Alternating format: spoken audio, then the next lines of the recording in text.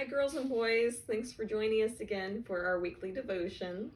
Pastor Mark and I have decided that we wanted to redecorate the children's room, the Bible study room, down in the basement of the church, so it's a little bit brighter. And so we've been working on making new posters and signs just to brighten it up a bit. And one of those that we've been working on is this one.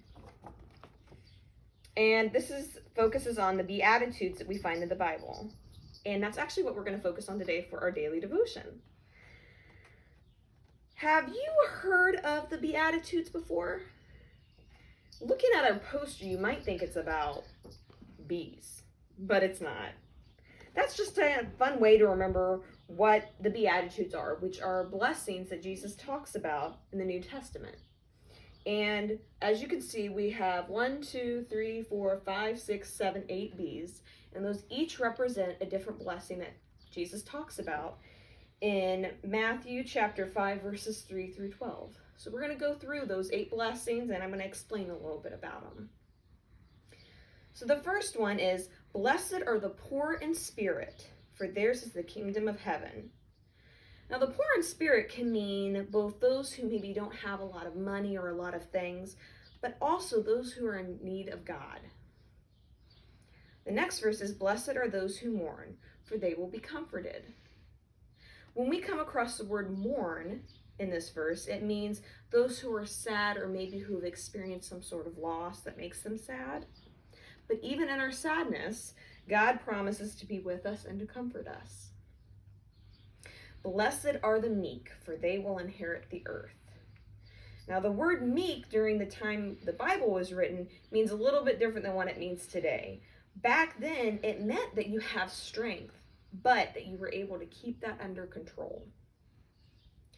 "Blessed are those who hunger and thirst for righteousness, for they will be filled." Hunger and thirst for righteousness means when you see something wrong or someone isn't being treated right and you want to help fix it. You want to see that wrong righted. "Blessed are the merciful, for they will be shown mercy." When this verse says merciful, it means kindness, forgiveness, caring about others.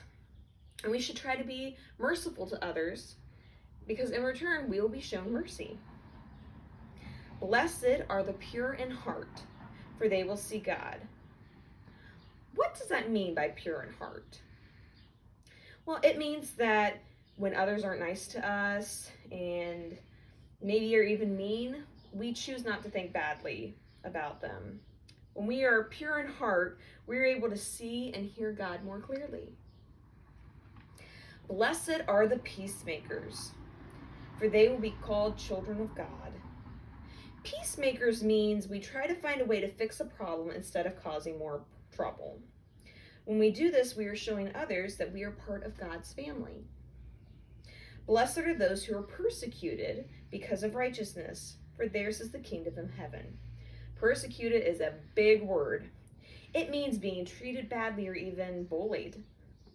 But even if we aren't treated very nicely, we should still be happy because God will bless us for acting like Jesus would.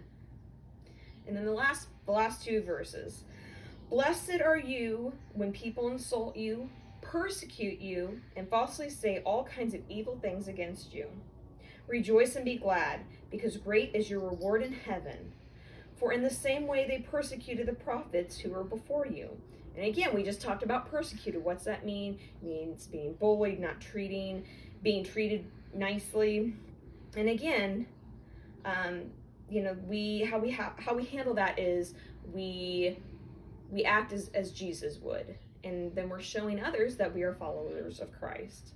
So thank you for taking this time to sit down with me and go over the Beatitudes. And if you have any more questions, me or Pastor Mark would love to talk to you more about these 8 blessings. Have a great rest of your week, guys.